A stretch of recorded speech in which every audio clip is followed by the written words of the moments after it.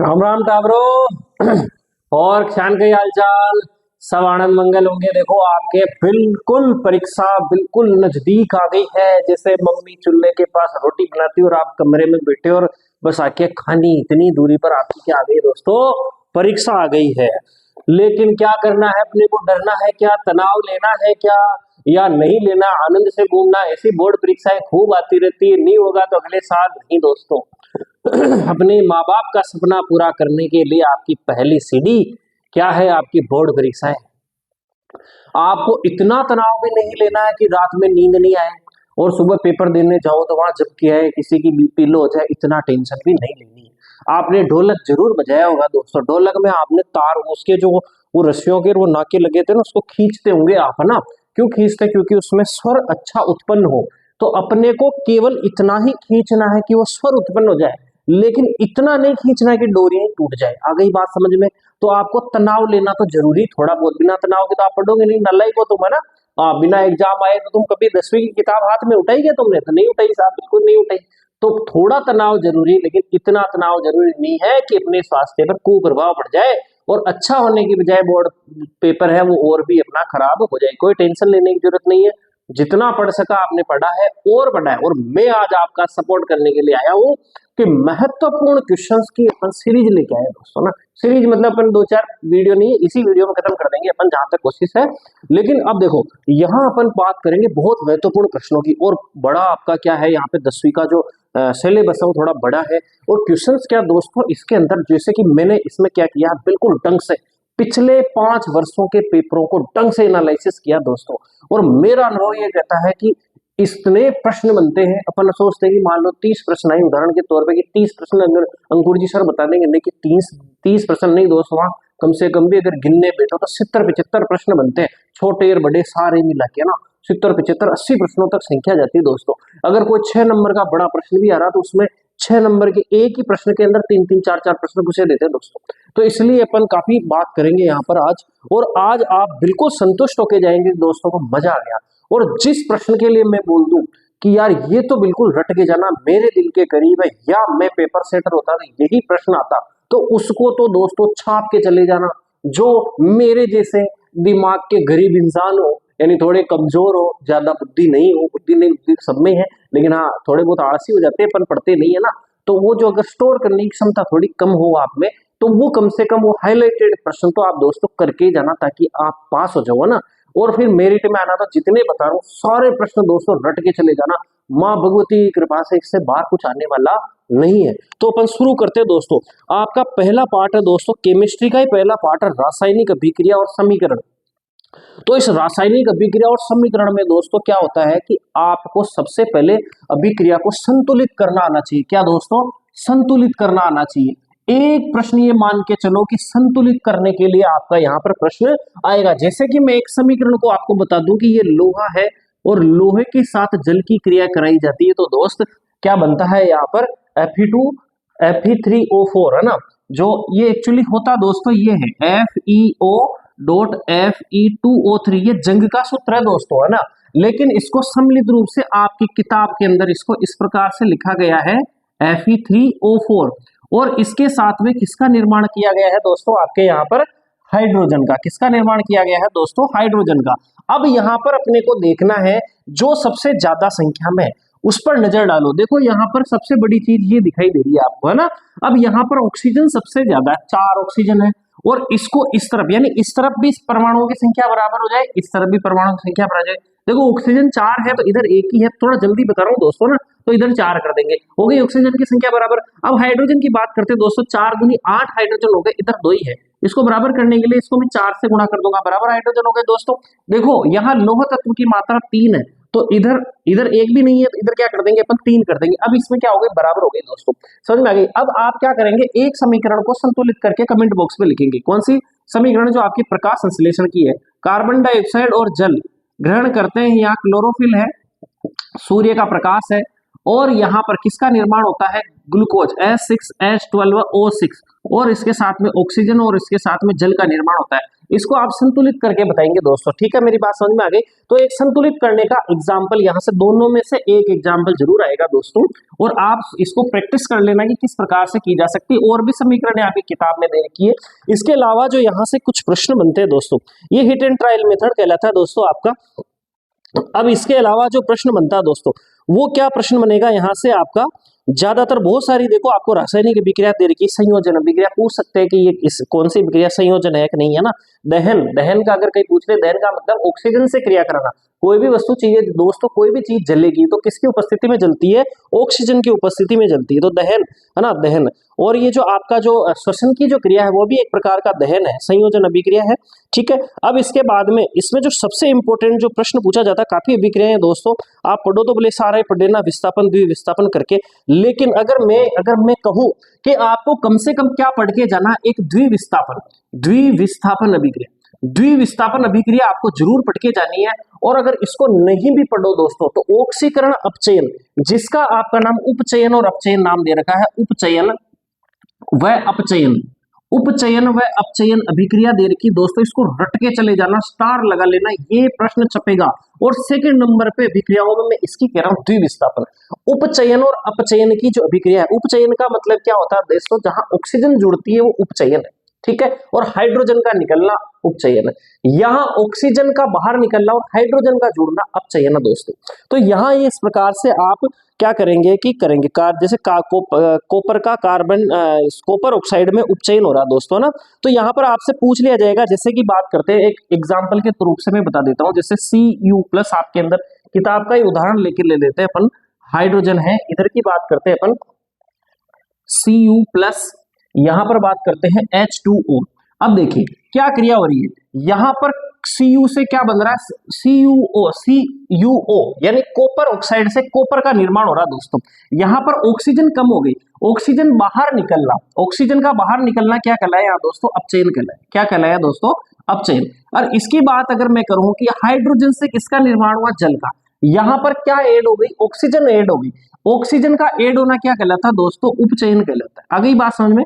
तो यानी ऑक्सीजन का जुड़ना या हाइड्रोजन का बाहर निकलना उपचयन है, ऑक्सीकरण जिसे ऑक्सीडेशन इंग्लिश में बोलते हैं दोस्तों। और हाइड्रोजन का जुड़ना और ऑक्सीजन का बाहर निकलना अपचयन कहलाता है दोस्तों। आगे होगी मेरे हिसाब से बात समझ में। तो सबसे इंपॉर्टेंट चीज आप निशान लगा लेंगे द्विविस्थापन, और नहीं तो उपचयन और अपचयन तो आप याद करके जाएंगे दोस्तों, और ये छपेगा छपेगा और छपेगा। अब यहाँ क्या एक चीज और याद रख लेना, संक्षारण, संक्षारण के बारे में भी पूछ लिया जाता है। संक्षारण, संक्षारण है ना, संक्षारण के बारे में भी आप पढ़ के जाएंगे कि ये क्या है ना। अब इस पार्ट के अंदर ज्यादा कोई खास बात नहीं है, चलो जितनी है मैंने 3-4 प्रश्न जहां से बनते हैं वो बता दिए दोस्तों। अब आ रहा है अम्ल, क्षार और लवण। अम्ल, क्षार और लवण, एक प्रश्न क्या है दोस्तों आपकी केमिस्ट्री के अंदर, देखो आपके विज्ञान साइंस जो सब्जेक्ट है वो चित्रों से भरी हुई है ना, यानी इसमें डायग्राम्स बहुत ही महत्वपूर्ण है। लगभग ये मान के चलें कि 20 नंबर के कम से कम आपके डायग्राम्स आएंगे, या तो क्वेश्चंस के अंदर या बनाना करना।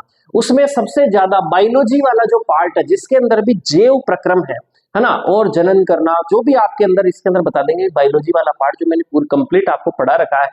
अब उस बायोलॉजी वाले पार्ट में आपके डायग्राम्स है ना, चित्र लेबल डायग्राम्स आपसे खूब पूछे जाएंगे, लेकिन कुछ फिजिक्स और कुछ केमिस्ट्री के अंदर भी एक आधा डायग्राम पूछ लिया जाता है। जैसे आपके अंदर इसमें दे रखा है कि मान लो आप कोई धातु है, क्या इसके अंदर क्या बता रखा है दोस्तों, कोई धातु है, धातु के साथ में यदि अम्ल मिला दिया जाए, धातु के साथ में क्या मिला दिया जाए दोस्तों, अम्ल मिला दिया जाए, है ना। अम्ल के अंदर किसकी मात्रा होती है, हाइड्रोजन की मात्रा होती है दोस्तों। धातु और अम्ल की क्रिया से क्या होगा, तो आपको कभी छोटे प्रश्न के रूप में पूछ लिया जाता है, धातु और अम्ल की यदि क्रिया कराए तो कौन सी गैस निकलेगी दोस्तों, वो निकलेगी। बहुत ही जबरदस्त प्रश्न दोस्तों, या तो ये छोटे प्रश्न में पूछा जाएगा या आपको प्रयोग से पूछा जाएगा, लेकिन ये प्रश्न जरूर पूछा जाएगा कि धातुओं की अम्ल से क्रिया करा दी जाए या क्षार से क्रिया करा दी जाए तो क्या होगा, कौन सी गैस निकलेगी, हाइड्रोजन। कौन सी गैस निकलेगी दोस्तों, हाइड्रोजन, जिसे आप सामान्य भाषा में H2 कहते हैं। हाइड्रोजन जो गैस है वो निकलेगी दोस्तों। और इसकी पहचान क्या है, यदि आप इस हाइड्रोजन, अगर मान लो यहां से हाइड्रोजन निकल रही है दोस्तों, और इसके पास में जलती हुई मोमबत्ती या जलती हुई तीली यानी कुल मिला के ज्वाला, जहां से ज्वाला बन रही है, वो जो जलती हुई मोमबत्ती ले जाए या तीली ले जाए, तो ये क्या हाइड्रोजन जो गैस होती है इसकी पहचान क्या है, अपन कैसे पता करेंगे कि हाइड्रोजन है? तो अगर जलती हुई मोमबत्ती या तीली ले जाए तो ये गैस फटफट की आवाज के साथ जैसे आप पा देते हो वैसी आवाज में हाइड्रोजन गैस बाहर निकलेगी। आ गई बात समझ में? यहां से एक प्रश्न बनता है और इस चित्र को आप बढ़िया से रट के चले जाएंगे क्या क्या चीज होती है। इसके अलावा जो मेरे दिल के करीब है, पूछा जाएगा उदासीनीकरण, उदासीनीकरण की अभिक्रिया। कौन सी क्रिया पूछी जाएगी दोस्तों? इनके आपको जितनी भी अभिक्रिया मैं पूछ रहा हूं केमिस्ट्री में, आपको यहाँ रसायन विज्ञान के अंदर दोस्तों समीकरणें बहुत महत्वपूर्ण है। जैसे मैंने यहाँ लिखी धातु और अम्ल, तो कोई भी धातु आप ले सकते हो, जिंक ले सकते हो, कॉपर ले सकते हो, यहाँ कोई भी अम्ल ले सकते हो, जैसे सल्फ्यूरिक अम्ल हो गया, HCl हो गया। तो आप इन समीकरण जरूर याद करके जाएंगे, या फिर ये एक चीज ये तो याद करनी है भाई, इससे इससे बनता है, लेकिन एक समीकरण आप इनसे रिलेटेड जरूर याद करके जाएंगे। जैसे मैंने उदासीनीकरण की बात की, उदासीनीकरण का मतलब सामान्य भाषा में बता दूं कि यदि अम्ल और क्षार, अम्ल व क्षार की क्रिया करवाई जाए तो किसका निर्माण होता है दोस्तों? लवण का निर्माण होता है। किसका निर्माण होता है? लवण का। और हाई, क्योंकि अम्ल में H होता है और क्षार में OH होता है, तो इन दोनों के मिलाने से किसका निर्माण होता है? जल, यानी H2O बन गया दोस्तों। तो किसका निर्माण हुआ? जल, यानी लवण और जल का निर्माण होता है। ये क्रिया कहलाती उदासीनीकरण की क्रिया। आगे बात समझ में? उदासीनीकरण क्या है? अम्ल और क्षार मिलेंगे, लवण का निर्माण करेंगे और जल का निर्माण करेंगे, ये उदासीनीकरण की। और एक इसके अंदर आप एग्जांपल्स जैसे HCl अम्ल का हो गया और NaOH क्षार का हो गया, इनसे मिलके जो बनेगा लवण बनेगा दोस्तों NaCl। अब यहां से आपके प्रश्न आप बना सकते हो इसको कि किस प्रकार से उदासीनीकरण की क्रिया होगी, है ना। वीडियो ज्यादा लंबा नहीं हो जाए इसलिए ज्यादा डिटेल में बात नहीं करेंगे दोस्तों। चलो आगे आ जाओ, अपने किताब जरूर खोल के रख लेना दोस्तों, है ना। यहां से और क्या प्रश्न बन सकता है दोस्तों, देखो। हाँ, और एक प्रश्न आप बिल्कुल मेरी तरह मानना, मैं अगर पेपर सेटर होता तो इस पार्ट से पीएच स्केल, क्या लिखा मैंने? पीएच स्केल, है ना। पीएच स्केल की बात करें तो अगर मान लो ये स्केल है, इसमें बीच में 7 है, तो इधर की तरफ क्या बढ़ रही है? अम्लता, यानी 7 से जितनी कम होती जाएगी वो चीज ज्यादा ही अम्ल होती जाएगी। और 7 से अधिक अगर किसी की पीएच मान आता है तो वो क्या होता जाएगा? क्षार, यानी 14 क्षार वाला सबसे ज्यादा क्षार है, और एक किसी की अम्लता आ गई तो वो सबसे ज्यादा अम्लीय पदार्थ है। और इसी स्केल के अंदर जैसे जठर रस, आपका जठर रस दोस्तों आमाशय, आपका स्टमक यानी पेट के अंदर जो भोजन 4 घंटे रहता है, मैंने पढ़ाया था आपको कि वहां पर HCl कौन सा, ये नाम याद रख लेना दोस्तों। कई एग्जामों में पूछा जाता है कि आपका जठर रस, या अपन बात करें कि आमाशय के अंदर कौन सा अम्ल पाया जाता है, वो कौन सा अम्ल पाया जाता है दोस्तों? HCl। इसकी पीएच मान अगर कभी पूछ ली जाए तो 1.2। नींबू के रस, यानी ये सब अम्ल है, इनसे पूछ सकते हैं। शुद्ध जल, शुद्ध जल जो होता है दोस्तों वो बिल्कुल उदासीन होता है, ना अम्ल होता है क्षार होता है, उसकी पीएच होती 7। जरूर रट के जाएंगे दोस्त। मैं कह रहा हूं आपको पीएच स्केल से आपको छोटा और बड़ा प्रश्न दोनों देखने को मिलेंगे और किसी न किसी की पीएच जरूर पूछी जाएगी दोस्तों। अब दैनिक जीवन में पीएच का क्या महत्व है दोस्तों, अब ध्यान से यहां पढ़ेंगे। देखो मैं क्या कर, अभी मैंने एक चीज बताई कि आपके स्टमक में कौन सा अम्ल होता है दोस्तों? HCl, है ना। तो वो एक जरूर टर्म याद रखेंगे। और जब कभी कभी अपने पेट में जलन हो जाती है ना, तो वो थोड़ा एसिड का मामला गड़बड़ हो जाता है, ज्यादा लंबा हो जाएगा बात, लेकिन आप समझ सकते हो कि वो कभी रिफ्लेक्ट होकर आपके गले में आता तो जलन सी महसूस होती है। फिर डॉक्टर के पास जाते हैं, वो पिंक पिंक कलर की आपको बोतल देता है, एंटासिड की बोतल, है ना, यानी वो अम्ल को खत्म करने वाली हो, क्या है? क्षार है। अच्छा, वो जो एंटासिड होता है ये भी कभी कभी प्रश्न पूछ लिया जाता है, उसके अंदर क्या होता है? Milk of magnesia, milk of magnesia यानी MgO, मिल्क ऑफ मैग्नीशिया, ये पूछ लिया जाता है। मिल्क ऑफ मैग्नीशिया यानी पेट की अम्ल, मैग्नीशिया, पेट की अम्लता दूर करने के लिए क्या काम में लिया जाता है? मिल्क ऑफ मैग्नीशिया यानी मैग्नीशियम ऑक्साइड, क्या काम में लिया जाता है दोस्तों? Magnesium oxide. ये क्षार है, क्योंकि उदासीनीकरण की क्रिया अपन पढ़ के हैं कि अम्ल और क्षार मिलते हैं, दोनों खत्म हो जाते हैं और लवण बना लेते हैं। तो अगर आपके पेट के अंदर ज्यादा अम्ल बन रहा है तो उसको क्षार पहुंचा दो। क्षार कौन सा पहुंचाना? मैग्नीशियम ऑक्साइड पहुंचाना, यानी मिल्क ऑफ मैग्नीशिया। दोनों क्रिया करेंगे, लवण बना लेंगे अम्ल की, वहां पर जो क्रिया होगी वो खत्म हो जाएगी। और यहाँ ये प्रश्न दोस्तों जरूर छपेगा जो मैं बताना चाह रहा हूँ, पीएच परिवर्तन के कारण दंत क्षय। पीएच परिवर्तन के कारण क्या हो रहा है दोस्तों? दंत क्षय हो रहा है ना। दांत आपके क्या हो रहे हैं दोस्तों? हाँ, उसका दांतों का सबसे कठोर भाग, है ना, मतलब अपने शरीर का अगर सबसे कठोर भाग बोले तो वो इनेमल है दोस्तों। इनेमल क्या है दोस्तों? इनेमल, इनेमल जो आपके दांतों के ऊपर कोट यानी कवर बनाए हुए हैं, उसको भी ये अम्ल क्या कर देते हैं दोस्तों? गला देते हैं ना। तो ये पढ़ के जाना इसके बारे में। इसके अलावा कभी अगर नेटल प्लांट वगैरह पूछ लिया जाएगा, कोई जहरीला पादप कौन सा जो जहर फैलाता है, नेटल प्लांट है मेथेनोइक अम्ल। मेथेनोइक अम्ल का मतलब दोस्तों फार्मिक एसिड होता है, HCOOH है ना, जो चींटियों में भी पाया जाता है। ठीक है, तो ये जो जहर है HCOOH इस प्रकार का आप याद कर सकते हैं। चलो आगे आ जाओ इसके अंदर। और एक दोस्त इस पार्ट से देखो, इस पार्ट का अगर मैंने जितनी स्टडी की है, लगभग यूं मान के चले आप कि केमिस्ट्री में अगर सबसे ज्यादा पार्ट है, लगभग 9-10 नंबर के प्रश्न केमिस्ट्री के 3-4 पार्ट आपके, इनमें सबसे ज्यादा अगर कोई प्रश्न आते हैं दोस्तों, वो एक तो धातु और अधातु और अम्ल और क्षार में से खूब सारे प्रश्न पूछे जाते हैं दोस्तों। ठीक है, तो रासायनिक समीकरण शुरू की इतनी ज्यादा नहीं पूछी जाती है, लेकिन यहाँ अब यहाँ क्या होता है दोस्तों, छोटा प्रश्न एक और बनता है दोस्तों, चाहे एपिसोड में बनो, चाहे आपको वन लाइनर एक एक नंबर के में आए, यहाँ आपको सूत्र पूछा जाएगा दोस्तों एक। अब जो सूत्र पूछा जाता है दोस्तों, मेरे जो दिल के करीब है वो एक है आपका plaster of Paris. Plaster of Paris का आप सूत्र याद करके जाए। और कई बार दोस्तों एबेसड में इनकी क्या होती है, जल योजित, इनकी क्रिस्टलीय जल की मात्रा ना, क्रिस्टलीय जल की मात्रा पूछ ली जाती है, क्रिस्टलीय जल की मात्रा पूछ ली जाती है ना।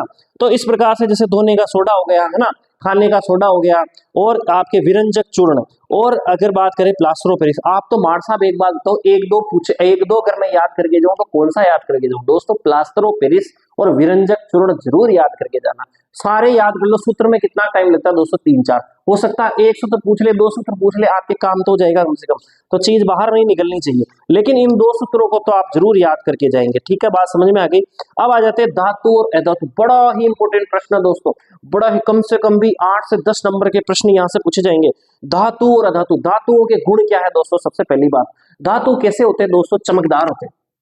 कैसे होते हैं दोस्तों, चमकदार। तो अधातु चमकदार नहीं होगी, लेकिन आयोडीन, आयोडीन ऐसी अधातु, आयोडीन है ना, जो आपके नमक में होती है और गींगा रोग हो जाता है इसकी कमी से, है ना। थाइरोक्सिन के अंदर सबसे इंपोर्टेंट तत्व होता है आयोडीन। आयोडीन जो होता है ये कैसा होता है दोस्त, चमकदार होता है। कैसा होता है दोस्त, चमकदार होता है। अधातु होते हुए भी कैसा होता है दोस्तों, चमकदार होता है। अब मैं धातुओं की दोनों चीजें बताता जाऊंगा आपको। धातु एक ऐसी होती है दोस्तों, कठोर होती है, यानी उसकी हथौड़े की मार कर आप नहीं तोड़ सकते। जैसे लोहा है, हथौड़े की मार के तोड़ दो आप, हाँ साहब नहीं तोड़ पाएंगे। कोयला अधातु है, उसको हथौड़े की मार, हाँ साहब बिल्कुल बिल्कुल भंगुर हो जाएगा, टूट जाएगा। हाँ, तो कैसी होती है, धातु में कठोर होती है। लेकिन कुछ धातुएं ऐसी होती है दोस्तों जो चाकू से भी काटी जा सकती है। नाम बताओ साहब, नाम है पोटेशियम, नाम है सोडियम। ये ऐसी धातुएं हैं दोस्तों, इनको आप क्या करोगे, चाकू से लेके भी आप इनको काट सकते हो, बिल्कुल रट लेना इनको ना, सोडियम पोटेशियम को, ये चाकू से भी काटी जा सकती है। कुछ अब और जो धातुएं होती है उनका गलनांक भी बहुत ज्यादा होता है, यानी कहने का मतलब है कि अगर उनको आप गर्म करोगे ना दोस्तों, तो वो बहुत जल्दी गर्म, मतलब पिघलेगी नहीं, है ना, पिघलती नहीं है। तो जैसे बर्फ है, बर्फ थोड़ी देर में पिघल जाती है, तो धातुएं इतनी जल्दी नहीं पिघलती दोस्तों। हाँ बिल्कुल, बहुत गर्म पड़ना पड़ता है उनको, तब वो पिघलती है। लेकिन कुछ धातुएं होती है जो आपकी हथेली के तापमान से पिघल जाती है। उदाहरण के तौर है सीजियम। क्या नाम है, मैं जो बोलता जा रहा हूँ बिल्कुल दोस्तों आपकी किताब के अंदर है, निशान लगाते रहना, सीजियम धातु है। इसके बाद में अगर बात करें धातुओं की, कि धातुएं एक बड़ा ही खतरनाक गुण है जो अलग से ही पूछ लिया जाता है, अघात वर्धनीयता का क्या है। अघात वर्धनीय, अघात का मतलब किसी को पीटना ना, तो यानी जिसको पीट पीट कर सीट बना दी जाए। जैसे आप लोहे की चद्दर देखते हो ना, उस लोहे को पीट पीट कर क्या बना दी, क्योंकि टूटेगा तो नहीं, सीट बना सकते हैं, है ना। और आपने जैसे रोटी लपेटते हुए, या कभी आपने कभी इस प्रकार से, आप ये जो फास्ट फूड होते हैं ना, इडली डोसा वगैरह, इनको आपने देखे होंगे, तो वो आपको लपेट लपेट के पन्नियों में देते हो। एल्यूमिनियम फॉइल है ना, वो देखो सुंदर लाल बोल रहा है कि एल्यूमिनियम फॉइल कहते हैं सामा, तो एल्यूमिनियम है वो, क्या है वो, एल्यूमिनियम एक धातु है, उसको पीट पीट कर इतनी बारीक सीट बना दी जाती है दोस्तों, ये होती है अघात वर्धनीयता। आई बात समझ में। इसके अलावा दोस्तों तार, इसका क्या बनाया जाता है, तार, है ना, जिसको खींचकर तार बना दिया जाता है, ये गुण कहलाता है तन्यता, जो कि सोने में सर्वाधिक होता है दोस्तों। आगे बात समझ में। इसके अलावा अघात वर्धनीयता भी सोने चांदी में सबसे ज्यादा होती है। इसके अलावा क्या होता है, ये उष्मा और विद्युत के कैसे होते हैं दोस्तों, सुचालक होते हैं। उष्मा और विद्युत के भी क्या होते हैं दोस्तों, सुचालक होते हैं। धातुएं कैसी होती है, सुचालक होती है। अब सुचालक होती है, लेकिन अधातु में क्या होगी साहब, अधातु में सुचालक नहीं होगी। तो कौन सी हो सकती है, क्या बिल्कुल सकती, कार्बन के आपने अपर रूप पढ़े होंगे, हीरा, ग्रेफाइट और फुलरिन। हीरा कहते हैं अधातु में बिल्कुल कठोर नहीं होती, लेकिन हीरा जो कि कार्बन का अपर रूप है, जो कि अधातु है, वो होते हुए भी दुनिया का सबसे मजबूत अगर कोई चीज है तो वो है हीरा। आगे बात समझिए, कठोर जो कोई पदार्थ है वो है हीरा। और इसकी बात करें ग्रेफाइट, ग्रेफाइट क्या होता है साहब, आप पेंसिल देखा, पेंसिल से जिससे आप लिखते हो, वो जो ऊपर लकड़ी नहीं, अंदर की जो काला काला पदार्थ छोड़ता वो है ग्रेफाइट। पेंसिल ग्रेफाइट की बनती है दोस्तों। वो जो ग्रेफाइट है उसमें करंट आता है दोस्तों। कहने का मतलब उसमें करंट नहीं आएगा, वो कहने का मतलब तार की जगह उसको लगा दो तब उसमें करंट फ्लो हो सकता है, यानी वो विद्युत के कैसे होते हैं दोस्तों, सुचालक होते हैं। आगे बात समझ में। और इनमें ध्वनिकता का गुण होता है। तो कुछ मैंने इस प्रकार का आपका बताया है, साथ साथ बात बताता भी गया हूं कि जहां पर कहां पर इसके अपवाद है। इसके अलावा अगर बात करें आप धातु और अधातु में, प्रश्न देखो दोस्तों खूब सारे बन सकते हैं, लेकिन अपन यहां पर महत्वपूर्ण एक दोस्तों रट के चले जाना, एक प्रश्न जरूर आएगा, सक्रियता श्रेणी। सक्रियता श्रेणी दोस्तों, सक्रियता श्रेणी 100%, 1000%, 100 छोटो 1000% प्रश्न पूछा जाएगा। पूछी किसान साहब, आपके यहाँ पर आपको कुछ तत्व लिख दिए जाएंगे, उनको कहा जाएगा कि सक्रियता श्रेणी के अनुसार इनको बढ़ते क्रम में जमाइए या घटते क्रम में जमाइए। तो ये सक्रियता श्रेणी आपसे 100% पूछी जाएगी दोस्तों, याद रख लेना आप। आगे बात समझ में। सक्रियता श्रेणी के बाद में अगर कुछ पूछे जाने वाला प्रश्न है इस पाठ से, देखो धातुओं के निष्कर्षण की बात अगर की जाए तो धातुओं के निष्कर्षण में भी कुछ छोटा मोटा प्रश्न पूछ लिया जाता है, लेकिन जो यहाँ मैंने लिखा था, हाँ एक प्रश्न जरूर यहाँ पूछा जाएगा दोस्तों, जो इसका चित्र से भी आ रहा है, यह है विद्युत अपघटनी परिष्करण, है ना, जो आपका निकाल सकते हैं धातुओं के परीक्षण के में अंदर विद्युत अपघटनी परिष्करण जो है वो आपसे यहाँ पूछा जाएगा।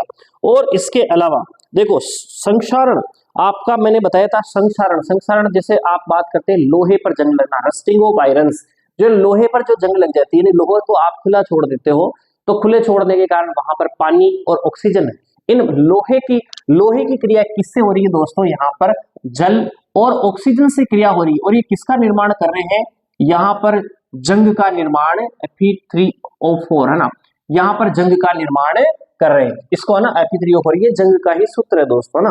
तो ये जो जंग का निर्माण कर रहे हैं, तो लोहे पे जंग नहीं लगने के लिए क्या करते हैं, आप पेंट करोगे क्या। और बड़ी बड़ी एरोप्लेनें होती है दोस्तों, वो आपके लोहे की बनी, आप पेंट लगाओगे क्या, वहां तो ऊपर जाओगे इतना सारा, कहां तक कितनी देर पेंट लगाओगे, वो टिकेगा है नहीं, अपने घरों में नहीं टिकता पेंट। तो क्या करते हैं वहां पर दोस्तों, लोहे पर किसका लेप किया जाता है दोस्तों, लोहे पर किसका लेप किया जाता है, जिंक का।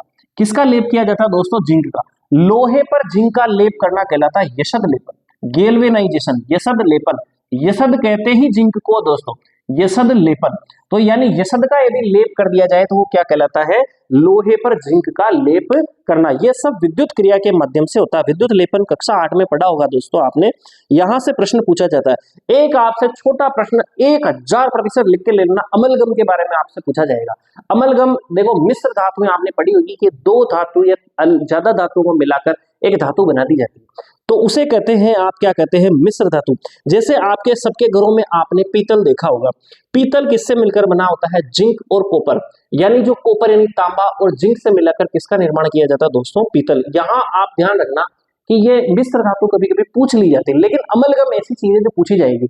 अगर मिश्र धातुओं में एक चीज आपकी क्या हो जाए, हाँ आपकी क्या हो जाए, लेड हो जाए, यहाँ पर पारा हो जाए, सॉरी लेड पारा हो जाए। अगर एक धातु पारा हो जाए, दो मिश्र धातु इनमें से एक धातु पारा हो जाए, तो वो क्या कहलाएगी दोस्तों, अमलगम कहलाएगी। जैसे जिंक अमलगम, जिंक अमलगम का मतलब जिंक के साथ क्या है, पारा धातु है। आगे बात समझ में, एक दो मिश्र धातु है, ध्यान रख लेना, पढ़ो तो एक बार याद रख लेना। कार्बन और उसके यौगिक, यहाँ से बहुत कम प्रश्न पूछे जाते हैं दोस्तों। इस पाठ से आपसे कभी कभी छोटा प्रश्न पूछ लिया जाता है कि कार्बन कितना संयोजी है, तो चतुर्थ संयोजी है, 4 संयोजकता कार्बन की होती है दोस्तों, इसलिए इसमें अपर रूप बनाने की क्षमता और श्रृंखलन का गुण है ना, तो लगातार जो चेन बनती है उसका गुण इसमें पाया जाता है। और कौन से बंद होते हैं इसमें, सहसंयोजी बंद होते हैं। छोटे प्रश्न याद रखेंगे आप। और इसके अंदर देखो हीरा, ग्रेफाइट, फुलरिंग, इनके बारे में कुछ चीज पढ़ के चले जाना, है ना। तो जैसे कार्बन C60 वगैरह है, तो पहले पूछे जाते थे, इनसे आजकल कम प्रश्न पूछे जा रहे हैं। संतृप्त और संतृप्त बहुत कम प्रश्न पूछे जाएंगे दोस्तों, ये जरूर याद कर लेना। जैसे एक कार्बन है तो मेथेन, दो कार्बन है, सॉरी एक कार्बन है तो मेथेन, दो कार्बन है तो एथेन, 3 में प्रोपेन, फिर ब्यूटेन, पेंटेन, इस प्रकार से हेक्सेन वगैरह, है ना।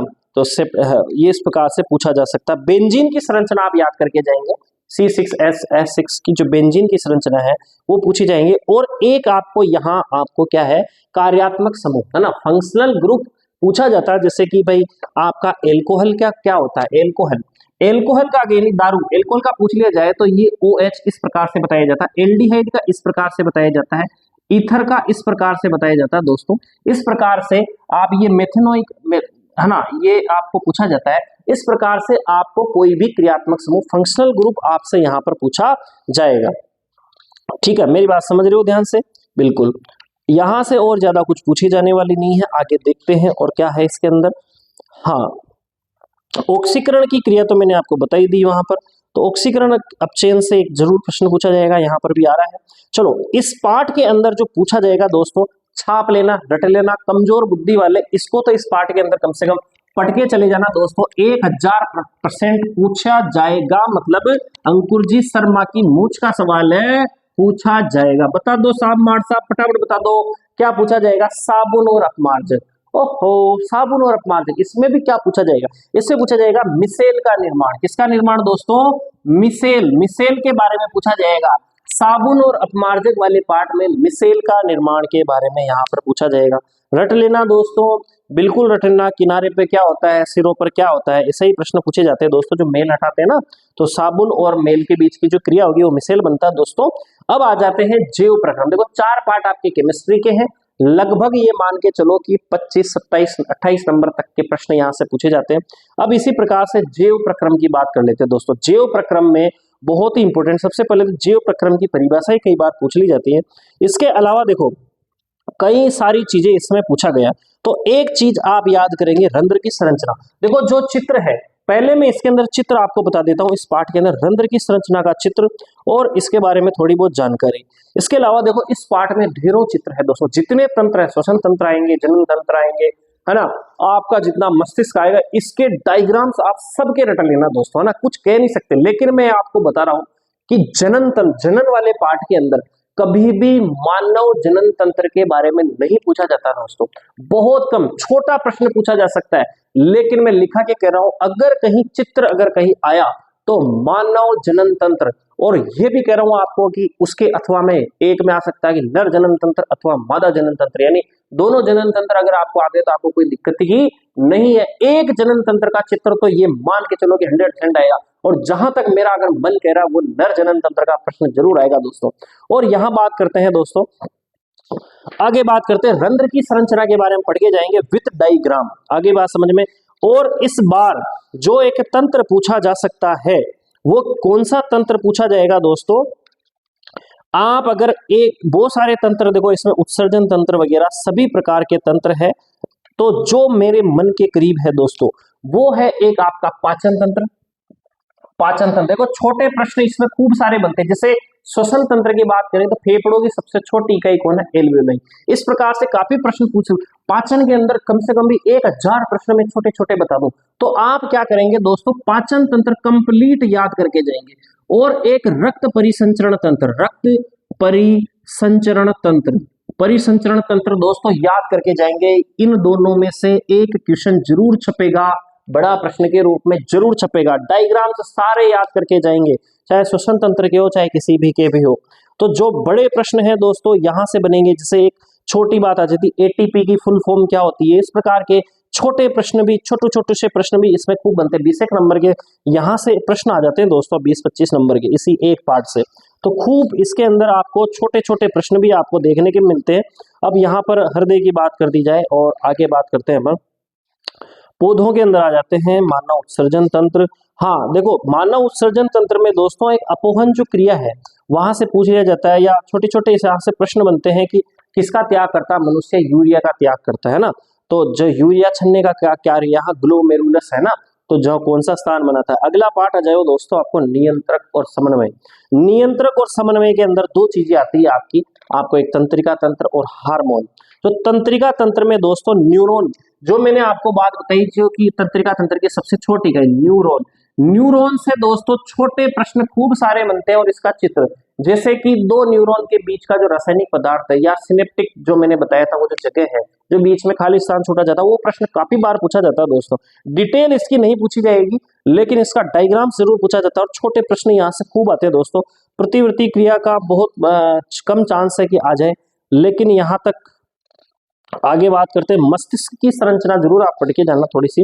और यहाँ इस पार्ट में अगर कई ज्यादातर प्रश्न बनते हैं दोस्तों तो प्लांट्स का जरूर बनते हैं ना। प्लांट्स की जो गतियां हैं ये पढ़ के जाना दोस्तों, भले अथवा में आए लेकिन प्लांट्स की गतियां ये मान के चलो 2000% एग्जामिनर देता है, क्योंकि बच्चों को ये याद कम होती है आसान, लेकिन क्या होता है मानवों से अपने को प्रेम, मानव का कितनी भी टॉपिक कठिन हो अपने को याद हो जाता है, लेकिन प्लांट्स के बारे में याद नहीं होता तो उलझाता, भले अथवा में दो दोस्तों, लेकिन वो गतियों के बारे में जरूर पूछाई। और जितने हार्मोन इस किताब के अंदर दे रखे हैं कोई डिटेल नहीं पूछेगा क्या है क्या नहीं, आपको छोटे प्रश्नों के अंदर हार्मोन पूछे जाएंगे, इंसुलिन किससे निकलता है ना, इस प्रकार से आपको थायरोक्सिन कहां से निकलता है, या थायराइड ग्रंथि से कौन सा निकलता है, पीयूष से कौन सा निकलता है, तो आप जितने हार्मोन है उनके आप नाम जरूर याद करके जाएंगे। और ज्यादातर आपको किस प्रकार के हार्मोन, थायरोक्सिन वगैरह ही पूछे जाएंगे, या नर जनन हार्मोन, मादा जनन हार्मोन, ये हार्मोन जरूर पूछे जाएंगे। और ये जो डायग्राम है मानव की अंतःस्रावी ग्रंथियां, ये मुझे लग रहा है कि इस बार चित्र आएगा आपके, कि आपको पूछा जाएगा मानव की हार्मोन, तो आपको मानव का चित्र बनाना होगा, हो सकता है उसमें आ जाए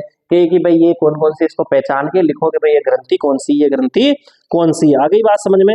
अब आगे पाठ आ जाओ, जीव जनन कैसे करते हैं, जीव जनन कैसे करते हैं। देखो दोस्तों यहाँ जनन के लिए एक प्लांट्स है और मानव है, मैं आपको लिखा के कह रहा हूं दोस्तों, एक लैंगिक जनन आएगा और अलैंगिक जनन आएगा। अलैंगिक जनन जो है वो आपका बहुत महत्वपूर्ण है दोस्तों। अलैंगिक जनन की जो विधियां है, अलैंगिक जनन की जितनी विधियां हैं दोस्तों उनको याद कर लेना, जिसमें खास चीज है मुकुलन।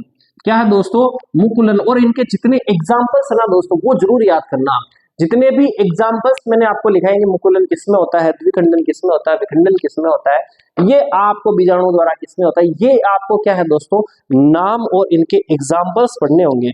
नाम जरूर याद, बहुत ज्यादा डिटेल नहीं पूछते हैं, डिटेल अगर कभी पूछेंगे तो वो किसकी पूछते हैं दोस्तों, मुकुलन की पूछते हैं। लेकिन आपको एक तो इनके नाम है, लैंगिक जनन की विधियां कौन कौन सी है और इनके एग्जाम्पल्स कौन से दोस्तों, ये एग्जाम में जरूर 100% पूछा जाएगा किसी न किसी का। अब बात आ जाते हैं लैंगिक जनन। लैंगिक जनन में एक आपके पौधों का भाग है और एक आपके मनुष्यों का भाग है। मनुष्य का भाग आप भाड़ में जाने को नहीं याद करना है, ठीक है, आप थोड़े बहुत नाम याद कर लेना, क्योंकि आपको डायग्राम्स में भी वो हेल्प करेंगे। ये मान के चलना कि नर जनन तंत्र और मादा जनन तंत्र या तो भगवान करे दोनों ही छपेंगे या एक तो जरूर छपेगा, और मेरे मन से कहे तो नर जनन तंत्र छपेगा छपेगा छपेगा, है ना। तो कम से कम अगर मान लो दोनों को याद कर दो तो बढ़िया बात है, नहीं याद करो साला एक तो याद करके जाना, ठीक है। और इसके अलावा डिटेल जो पूछी जाती है दोस्तों, पुष्पों में लैंगिक जनन के बारे में पूछी जाती है, ये प्रश्न दोस्तों छपेगा आपका ना, पुष्पों में लैंगिक जनन, जैसे परागण की परिभाषा ही पूछ ली आपसे ना, परागण की परिभाषा, या छोटे प्रश्न पूछ लिए भाई आपका फल का निर्माण किससे होता है, तो आप बिल्कुल याद करके, जब मानव में लैंगिक जनन नहीं भी याद करो तो कोई दिक्कत नहीं, ठीक है, समझ में आएगी। लेकिन चलो आगे आ जाओ, यहां से अपने ये पाठ भी होता है खत्म। अब आ गया जाओ अनुवंशिकता। अनुवंशिकता में दोस्तों आपको मेंडल के बारे में जो मैंने लिखाया था, मेंडल के बारे में मान के चले कि उसकी जीवनी से एक प्रश्न जरूर आएगा दोस्तों, कहां से पढ़ाई की है, कहां जन्मे हैं, कहां इन्होंने क्या छपवाया है ना, किस पर प्रयोग किए, हो सकता है मटर का वानस्पतिक नाम आ जाए, एक प्रश्न 100% ग्रेगर जॉन मेंडल के जीवनी से आएगा। और एक प्रश्न यहां से आता है कि उसने जो 7 विपर्यासी लक्षण लिखे, तो इसका विपरीत लक्षण कौन सा है, किस किस पर लिखे, है ना, तो ये जरूर आप याद करके जाएंगे। और एक क्या है कि आपने पढ़ा है एकल संकर क्रॉस, द्विसंकर क्रॉस, कोई नहीं पूछेगा दोस्तों आपको कि ये क्या है क्या नहीं, इनका जिनी प्रारूप और लक्षण प्रारूप जरूर आप याद करके जाना कि जिनी प्रारूप क्या और लक्षण प्रारूप क्या दोस्तों, ये प्रश्न जरूर पूछा जाता है। और इस पाठ में 100% छपने वाला प्रश्न है लिंग निर्धारण, और किसी को याद करो नहीं करो, लिंग निर्धारण, लिंग निर्धारण, ये जो प्रश्न है दोस्तों ये आपका छपेगा, क्या है दोस्तों, छपेगा, ध्यान रख लेना। लिंग निर्धारण मैंने बढ़िया तरीके से आपको समझाया था दोस्तों, लिंग निर्धारण इस पाठ में छपेगा, आपके प्रश्नों में छपेगा। ये होती है बायोलॉजी खत्म, ठीक है, 5 पार्ट बायोलॉजी के हो गए। अब बात करते हैं अपन फिजिक्स की तरफ आए हैं दोस्तों। फिजिक्स में आपका बढ़िया पार्ट है परावर्तन, छप ढेरों सारे प्रश्न छपते हैं इस प्रकाश के परावर्तन में। एक तो आपको दोस्तों क्या, परावर्तन और अपवर्तन दोनों के नियम याद करना, दोनों में से एक के नियम जरूर पूछे जाएंगे, लगभग एक जैसे ही है, ज्यादा कठिन वाले बात नहीं, इनको बड़ा प्रेम से अच्छे अच्छे उदाहरणों से आपको मैंने समझाया था ना, रट लेना। और इसके अलावा दोस्तों समतल दर्पण से बनने वाला प्रतिबिंब, समतल दर्पण है ना, ये छोटे प्रश्नों में पूछे जाता है दोस्तों, समतल दर्पण, समतल दर्पण से बनने वाला जो प्रतिबिंब है वो आपसे पूछा जाएगा। और इस पाठ में आपको ज्यादा कुछ याद करो नहीं करो, मैंने जो वो टेबल बताई थी कि अवतल दर्पण, अवतल दर्पण, अवतल दर्पण और उत्तल लेंस, अवतल दर्पण और उत्तल लेंस, इनसे बनने वाले प्रतिबिंब, क्या पूछेगा कि ये अगर बिंब यहां रख दे तो प्रतिबिंब कहां बनेगा, कैसा बनेगा, उसकी प्रकृति क्या, वो मतलब सारी डिटेल नहीं पूछेंगे दोस्तों कि इसकी सारी बता दो आप, नहीं, एक या दो एग्जांपल्स पूछ सकते हैं कि अपन ने अगर बिंब आपको या फोकस पे रखा तो प्रतिबिंब कहाँ बनेगा, अनंत पे रखा तो कहाँ बनेगा, उसकी प्रकृति कैसी होगी। तो आपको बिल्कुल सारणी के तरीके से आपको इसमें बढ़िया समझाया हुआ है, ठीक है। और इनके आप उपयोग याद करेंगे दोस्तों, क्या याद करेंगे, उपयोग। समतल दर्पण से बनने वाले प्रतिबिंब आपसे कंफ्यूजन के रूप में छोटे प्रश्नों में पूछा जाएगा, एमएसएमए में पूछ लो, खालिस्तान में पूछ लो, या एक नंबर से पूछ लो, लेकिन यहां से एक प्रतिबिंब जरूर पूछेगा दोस्तों, एक या दो प्रश्न हो सकता है कि एक पूछ ले, हो सकता है दो पूछ ले, हो सकता है बनाने के लिए भी कह देंगे इसका चित्र बनाओ आप कि किस प्रकार से हो रहा है। आपको मैंने क्या बताया, दो नियम, परावर्तन के और अपवर्तन के जो नियम है डायग्राम सहित आपको मैंने बताया कि वो याद करेंगे, एक छपेगा ही छपेगा।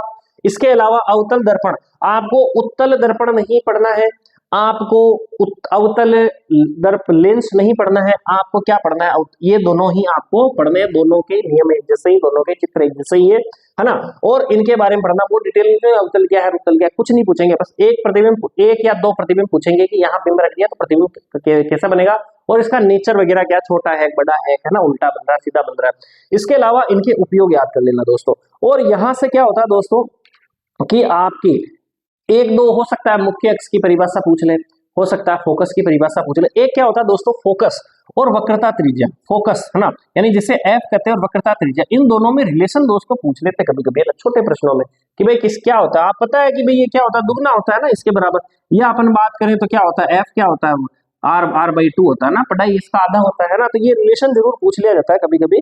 इसके अलावा दोस्तों और क्या पूछा जाएगा इस पार्ट के अंदर, एक न्यूमेरिकल्स पूछा जाएगा, न्यूमेरिकल्स पूछा जा सकता है दोस्तों ना, जो मैंने आपको सोल्व करवाए न्यूमेरिकल्स। और अगर पूछा जा सकता है न्यूमेरिकल्स जिसमें आवर्धन चीज आएगी, तो आवर्धन से संबंधित आप न्यूमेरिकल्स जरूर याद करेंगे दोस्तों। और एक प्रश्न जो छपेगा 2 नंबर, बहुत अधिक बड़ा नहीं, लेकिन इसको समझाने के लिए पूछा जाएगा अपवर्तनांक। अपवर्तनांक आपसे पूछा जाएगा कि आपकी समझ पूछी जाएगी कि अपवर्तनांक से आप समझ क्या रहे हो, है ना, इसका फॉर्मूला भी आप याद करके जाना दोस्तों, फॉर्मूला पे ज्यादा दबाव होता है अपवर्तनांक के, है ना, माध्यम वगैरह, माध्यम में चाल पढ़ी थी अपन ने, हाँ बिल्कुल याद है आपको। इसके अलावा दोस्तों इस पाठ के अंदर आवर्धन से संबंधित प्रश्न जरूर पूछे जाते हैं, वो भी लेंस से, दर्पण से नहीं पूछे जाएंगे, लेंस से पूछे जाएंगे।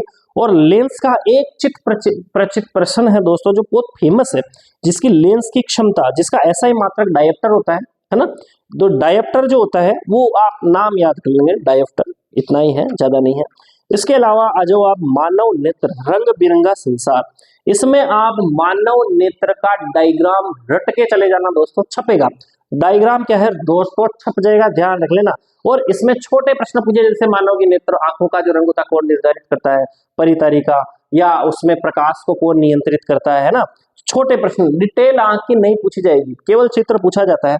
और दृष्टि दोष छाप लेना दोस्तों, दृष्टि दोष आएगा, ये मान के चलो दृष्टि दोष छपेगा, एक दृष्टि दोष तो छपेगा ही छपेगा। आपको क्या छपेगा साहब, कोई डिटेल पूछेंगे क्या, कहाँ बन रहा है, कुछ नहीं पूछते, सीधी सी पूछते हैं कि भाई ये क्या है दृष्टि दोष, और इसमें सबसे ज्यादा तो ये पूछा जाता है कि इसमें कौन से लेंस का प्रयोग होता है। आगे बात समझे, बिल्कुल आपको बता रखा है सब, है ना। अब इसके बारे में बात करते हैं आगे, देखो आगे आ जाओ आप, हाँ दूर बिंदु और निकट बिंदु जरूर याद कर लेना कितना क्या है।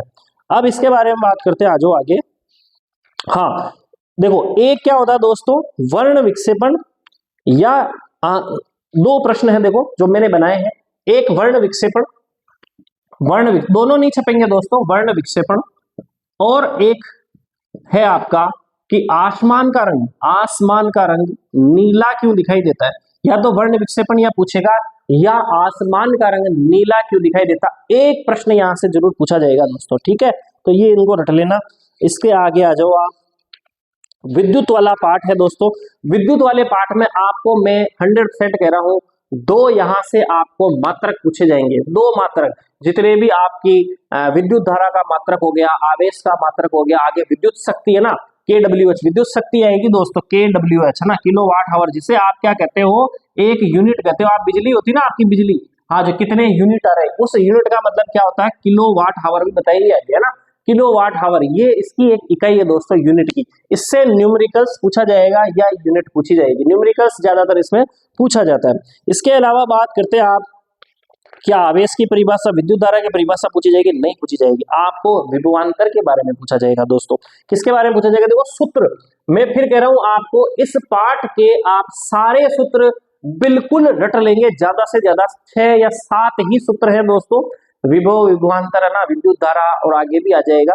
और ये बिल्कुल सरल सरल आपके सारे के सारे क्या सूत्र है, 7-8 सूत्र है, 7-8 सूत्रों को सारों को रट लेना दोस्तों। 100% 2 सूत्र तो पूछे जाएंगे, जितने ऐसा ही मात्रक है कम से कम भी ज्यादा से ज्यादा 7 या 8 ही ऐसा ही मात्रक होंगे, एक कागज पर लिखना ना, रट लेना।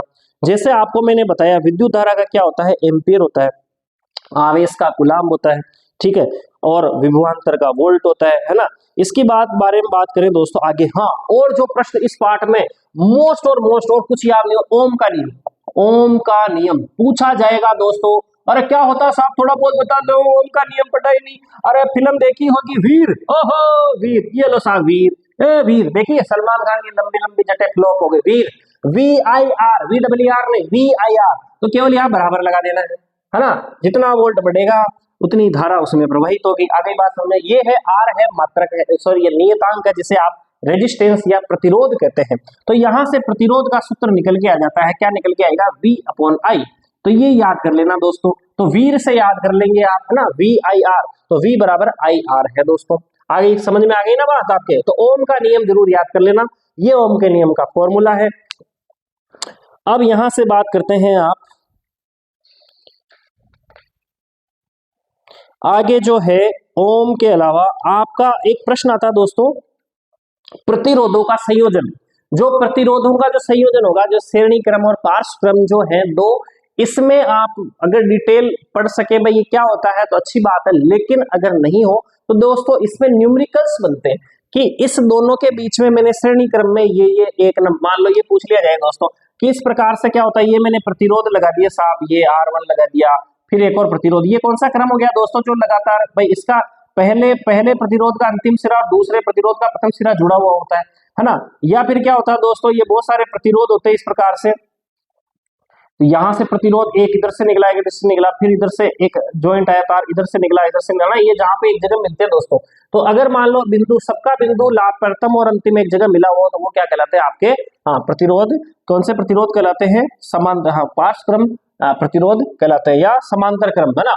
तो आपका श्रेणी क्रम और समांतर क्रम के केवल आपके प्रतिरोध का मान निकाला जाएगा, है ना। अगर श्रेणी क्रम और सारे प्रतिरोध को जोड़ देंगे, नहीं है तो 1/R + 1/R2 वाला सूत्र आप जानते हो। तो इन सूत्रों को लगा के आप वहां प्रतिरोध का मान पूछा जाएगा दोस्तों।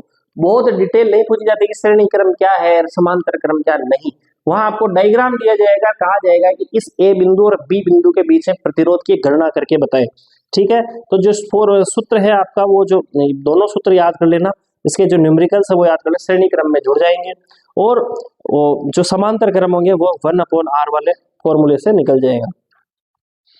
इसके अलावा विद्युत धारा का तापीय प्रभाव, यहाँ सूत्र याद कर लेंगे दोस्तों इसका, विद्युत धारा के तापीय प्रभाव और इससे संबंधित कौन कौन सी युक्तियां काम में आती है ना। विद्युत धारा के तापीय प्रभाव का जो व्यवहारिक अनुप्रयोग है ना, यानी एप्लीकेशन है, अनुप्रयोग, कौन सा अनुप्रयोग, किसके, विद्युत धारा का तापीय प्रभाव। तापीय प्रभाव का मतलब क्या होता है कि जब किसी भी चालक पदार्थ में क्या की जाए, अगर आप विद्युत धारा प्रवाहित कर रहे हो तो क्या होता है कि वो गर्म हो जाती है। जैसे कि आप प्रेस है ना, इलेक्ट्रिक प्रेस आयरन है, उसमें विद्युत धारा प्रवाहित करते हो, कैसी हो जाती है, गर्म हो जाती है। रोड है, इमर्सन रोड, जो आप पानी गर्म करते हो दोस्तों, वो भी क्या होता है कि उसको जब विद्युत धारा प्रवाहित की जाती है तो वो क्या हो जाता है, गर्म हो जाता है ना। तो कहने का मतलब जिसमें भी अगर विद्युत धारा प्रवाहित करेंगे वो गर्म हो जाएगा, वो क्या हो जाएगा, विद्युत धारा का तापीय प्रभाव। इससे संबंधित जितनी भी युक्तियां हैं वो आप इसके अंदर पढ़ेंगे। जैसे आप बल्ब है, बल्ब में भी क्या किया दोस्तों कि बल्ब के अंदर विद्युत धारा गई और बल्ब क्या होगा, अंदर से वो तापित, उसके अंदर एक तंतु होता है दोस्तों। जैसे मान लो ये बल्ब है, यहाँ से बल्ब है और इस प्रकार से इसमें यूं दो और रहता है, छोटे छोटे ये यहाँ से तार होता है दोस्त। ये जो तार होता है इसका नाम कभी पूछा जाता है, टंगस्टन। टंगस्टन का तार होता है ना, वुल्फ्रेनाइट कहते हैं, W इसका प्रतीक होता है दोस्तों। ये कभी कभी ये इसका ये गलता नहीं है दोस्तों, बहुत कितना ही गर्म कर दो गलता ही नहीं, ये बिल्कुल गर्म होकर लाल तप्त हो जाता है। और इसके अंदर, बल्ब के अंदर जो गैस भरी रहती है, आर्गन गैस, वो क्या करती है, इस प्रकाश को चारों ओर फैला देती है दोस्तों।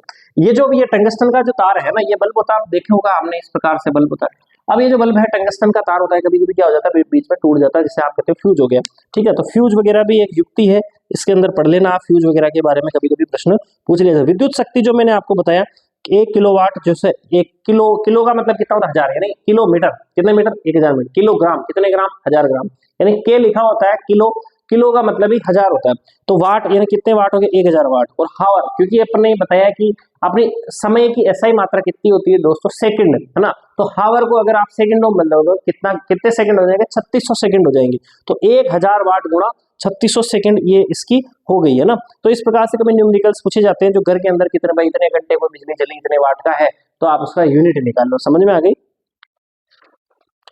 तो एक प्रश्न यहां से इसका पूछा जा रहा है, विद्युत धारा का चुंबकीय प्रभाव, यानी किसी में विद्युत धारा प्रवाहित की करें और वो चुंबक बन जाए तो विद्युत धारा का क्या है, वो चुंबकीय प्रभाव है। यहां से जो प्रश्न बनते हैं दोस्तों, देखो मैं बड़े ही एग्जाम ओरिएंटेड बात कर रहा हूं, इधर उधर की बात अपन नहीं कर रहे हैं। देखो जो प्रश्न पूछा जाएगा, एक तो है आपका दक्षिण हस्त अंगुष्ठ नियम, और एक क्या है आपका फ्लेमिंग का वाम हस्त नियम। तो एक तो वाम है उल्टे हाथ का नियम, और सीधे हाथ का अंगुष्ठ नियम। ये दोस्तों दोनों में से एक प्रश्न छपेगा, अंकुश शर्मा की जुबान में एक प्रश्न छपेगा, दोनों याद करके चले जाना दोस्तों, एक प्रश्न हर एग्जाम में छपता है इसका, ठीक है ना। बिल्कुल बारीकियों से विश्लेषण किया गया दोस्तों, मुझे बड़ा टाइम लगा इसको, पिछले 5-6 साल के पेपर मैंने इंटरनेट से निकाले, समझे कि ये क्या ट्रेंड चल रहा है क्या नहीं चल रहा, पूरी किताब ढंग से समझी किस प्रकार के प्रश्न आते हैं, एग्जामिनर की क्या सोच होती है, ठीक है ना। कुछ अनुभवी लोगों से हमने बात की कि भाई किस कैसे बच्चों तक अच्छा माल पहुंचाया जाए, तो ये बहुत ही क्रीम निकाल के दिया दोस्तों, इससे ऊपर आ ही नहीं सकता, ये मान के चलो आप बहुत अच्छा पेपर बैठने वाला। जो जो है उनको निशान लगाते जाएं आप, और नहीं समझ वीडियो को वापस देख लेना, निशान लगा लेना, ठीक है। तो एक वाम हस्त या दक्षिण अंगुष्ठ का नियम एक तो आपके छपेगा ही छपेगा दोस्तों। आगे बात समझ में। एक प्रश्न कई बार पूछा जाता है, परिनालिका में प्रवाहित विद्युत धारा के कारण जो चुंबकीय क्षेत्र है, इसके बारे में दोस्तों पूछा जाता है, लेकिन मैं होता तो नहीं देता। हाँ, घरेलू विद्युत परिपथ, घरेलू विद्युत परिपथ ये छपेगा दोस्तों, घरेलू विद्युत परिपथ के बारे में इसके अंदर आपको दे रखा है, घरेलू विद्युत परिपथ के बारे में इसके अंदर दे रखा है कि कौन सा तार जो है धनात्मक वाला है, कौन सा उदासीन है, तो कैसे अर्थिंग वगैरह होती है, कैसे फ्यूज वगैरह होते हैं, इस सब के बारे में जो डिटेल आपको दे रखी है दोस्तों, ये आपको रट के जानी है। 100% एग्जाम में प्रश्न पूछा जाएगा इस पार्ट से। तो 3 प्रश्न मैंने इसमें बताया, विद्युत परिपथ, और दूसरा आपका बताया मैंने 2 आपके नियम बता दिए, फ्लेमिंग का वाम हस्त नियम, दक्षिण अंगुष्ठ नियम, और एक परिनालिका वाला। तो ये आप जरूर याद, परिनालिका वाला पढ़े, याद हो जाए तो बहुत बढ़िया बात है, नहीं तो कम से कम 2 प्रश्न तो आप जरूर याद करेंगे दोस्तों। अब आ रहा हमारा पर्यावरण, हमारा पर्यावरण, इसके अंदर दोस्तों आहार श्रृंखला जो होती है, किसके अंदर उल्टी बनती है, किसके अंदर सीधी बनती है, एक तो ये प्रश्न इसमें पूछा जाता है दोस्तों। और इसके अलावा इस वाले में शीर्ष पे कौन होता है, नीचे कौन होता है, आहार श्रृंखला के बारे में छोटे प्रश्न तो यहाँ से पूछे जाते हैं दोस्तों। एक प्रश्न इससे बनेगा दोस्तों, ओजोन परत, ओजोन परत का मान के चलना, जो क्लोरोफ्लोरोकार्बन है CFC, यहाँ से 100% ओजोन का मान के चलना, ओजोन, कौन सा जोन, ओजोन, खतरे का जोन है ना, ओजोन के बारे में 100% पूछा जाएगा दोस्तों। और एक कचरा प्रबंधन के बारे में प्रश्न पूछा जाएगा। और आपके जितने भी खाद्य जाल हैं, इन पे बहुत डिटेल से नहीं, छोटे छोटे प्रश्न दोस्तों यहाँ पर बनेंगे, आपको नाम याद होने चाहिए, ठीक है ना।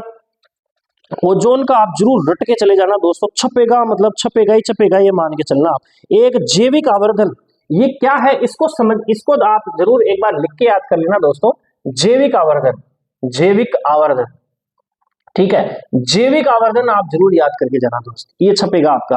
तो अगर इस पार्ट में से अगर प्रश्न बनाए जाएं तो कौन से बनेंगे दोस्तों, एक ओजोन परत वाला 100% बनेगा, जैविक आवर्धन नंबर 2, और नंबर 3 पे जो मैंने इंपॉर्टेंट बताया आपको कि जितने भी आपके खाद्य श्रृंखलाएं हैं उनमें आपको छोटा प्रश्न पूछा जाएगा, कौन कौन सी खाद्य श्रृंखला है, किसका पिरामिड सीधा बन रहा है, किसका पिरामिड उल्टा बन रहा है, कौन शीर्ष पे है, कौन नीचे पायदान पे है, इस प्रकार के प्रश्न आपसे पूछे जाएंगे। आगे बात समझ में।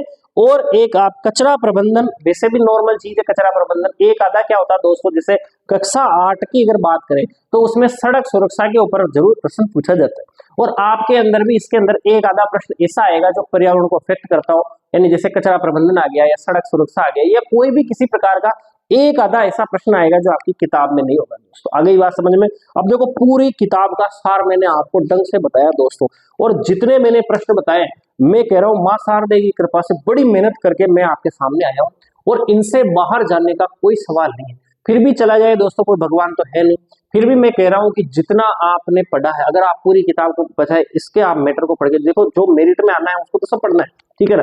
लेकिन हम क्या है, गरीबों के साथी, तो जो बताए जा रहे हैं इनसे बाहर वैसे कुछ आने वाला नहीं है। लेकिन जो मैंने कहा कि भाई इतना भी याद नहीं हो, फिर मैंने कहा अगर एग्जामिनर होता या मेरे जो ये दिल के करीब है या मुझे मैं बता दी ये प्रश्न, तो वो तो आपको कम से कम रट के ही जाने, वो तो छपेंगे ही छपेंगे।